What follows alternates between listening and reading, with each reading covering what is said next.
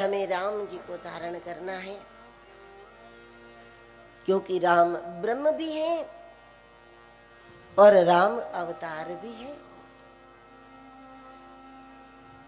अवतार भी है इसलिए वो हमारा चरित्र बन सकता है, और वो ब्रह्म है इसलिए हमारी गति का भी वो कारण बनता है।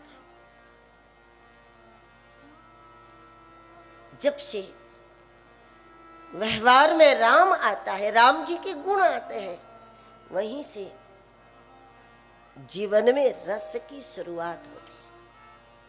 अब देखो, जीते तो करोड़ों लोग हैं ना, लेकिन सब जीवन का रस महसूस नहीं कर रहे हैं।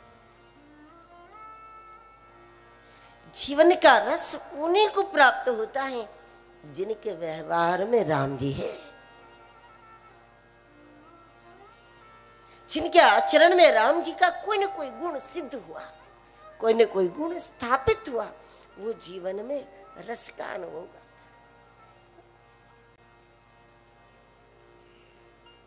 अमृत का अनुभव करता है। हमारे यहाँ अमृत शब्द जो है वो कुछ चीजों को ही लागू होता है। अब देखा किसी ने नहीं, तो अमृत क्या है? जब अमृत की बात आती है तो हमारे लिए, हमारे यहाँ अमृत कुछ वस्तुओं के साथ जुड़ा है। एक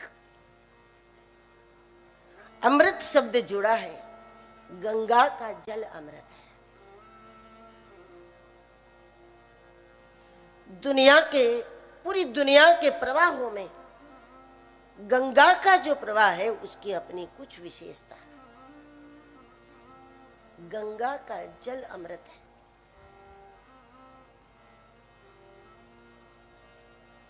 दूसरा अमृत शब्द है जो सत्संग को लागू होता है। सत्संग अमृत है, ग्रंथ अमृत है, गंगा अमृत है, मंत्रों की शक्ति अमृत है, और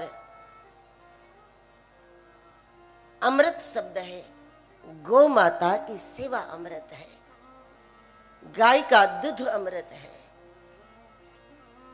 गाय की कृपा अमृत है, गाय का सानिध्य अमृत है, गाय का स्पर्श अमृत है, गाय की निकटता अमृत है। ये सारी चीजें अमृत से जुड़ी हुई है।